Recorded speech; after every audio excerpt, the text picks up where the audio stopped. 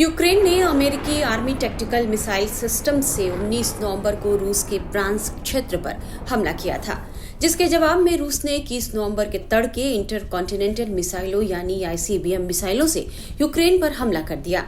Report है कि रूस ने यह हमला यूक्रेन के निप्रो शहर पर किया। यूक्रेनी राष्ट्रपति जेलेंस्की ने दावा किया था कि रूस ने इंटरकॉन्टिनेंटल मिसाइलों से यूक्रेन पर हमला किया है। 21 नवंबर की सुबह 5 से 7 बजे के बीच आईसीबीएम मिसाइलों से ताबड़तोड़ यूक्रेन पर रूस ने हमला कर दिया। इस जंग में पहली बार इंटरकॉन्टिनेंटल बैलिस्टिक मिसाइलों का इस्तेमाल हुआ है। यूक्रेन की वायुसेना ने भी इस हमले की पुष्टि की है। इस दौरान कई महत्वपूर्ण इमारतों और ढांचों को इन मिसाइलों ने बर्बाद कर दिया है। ये मिसाइलें रूस के अस्त्राखान इलाके से दागी गई थी। रूस की तरफ से इस पर आधिकारिक बयान सीधा पुतिन की तरफ से आया है। माना जा रहा है कि इन हमलों को लेकर पुतिन चाहते थे कि वे इस बारे में खुद दुनिया को जानकारी दें। इसलिए रूस ने इंटरकॉन्टिनेंटल बैलिस्टिक मिसाइल RS-26 रुबेस के हमले के बारे में कुछ भी बोलने से अपने प्रवक्ताओं को मना कर दिया। हुआ यूं कि रूस की ओर से किए गए हमले के बाद एक प्रेस कॉन्फ्रेंस चल रही थी।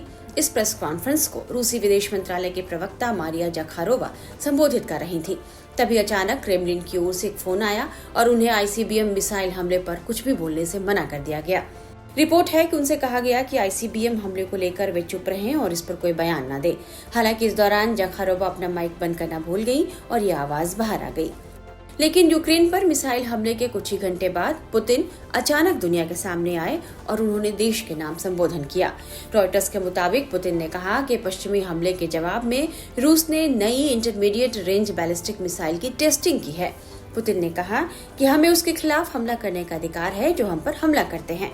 पुतिन ने आरोप लगाया कि पश्चिमी देश इस जंग को बढ़ा रहे हैं और यह जंग अब वैश्विक संघर्ष में तब्दील हो चुकी है। पुतिन ने कहा कि पश्चिमी देशों ने यूक्रेन को लंबी दूरी की मिसाइलों का रूसी जमीन पर इस्तेमाल करने की अनुमति देकर इस संकट को और बढ़ा रहे हैं। रिपोर्ट के मुताबिक पुतिन ने यह भी कहा कि रूस अगर हाइपरसोनिक हथियारों का इस्तेमाल करता है तो वह हमले से पहले वहां के लोगों को सुरक्षित निकालने के लिए चेतावनी भी जारी करेगा। पुतिन ने कहा कि अमेरिकी एयर डिफेंस सिस्टम रूसी मिसाइलों को रोकने में कामयाब नहीं हो पाएंगे।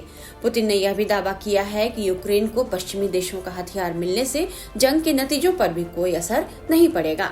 साफ है कि आईसीबीएम मिसाइलों से यूक्रेन पर ताबड़तोड़ हमला करके पुतिन ने यूक्रेन को अपने तेवर दिखा दिए हैं और ऐसा करके रूस ने अपना शक्ति प्रदर्शन भी किया है।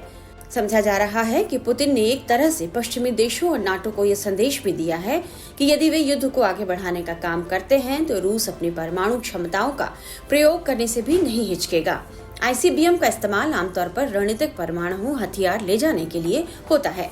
यह अंतर महाद्वीपीय बैलिस्टिक मिसाइल है जिसे 6000 किलोमीटर तक मार करने की क्षमता के लिए ही डिजाइन किया गया है। आईसीबीएम की मारक क्षमता हजारों किलोमीटर तक होती है जो काफी घातक होती है। इसकी डिजाइन विशेष रूप से बड़े इलाकों को निशाना बनाने के लिए ही किया जाता है। इस मिसाइल में पारंपरिक और परमाणु हथियार ले जाने की क्षमता है। हालांकि रूस ने 21 नवंबर को यूक्रेन पर जो हमला किया वो गैर परमाणु मिसाइलें थी, लेकिन रूस की ओर से लगातार हो रहे यूक्रेन पर हमले के बीच अभी भी परमाणु हमले की संभावना से इनकार नहीं किया जा सकता।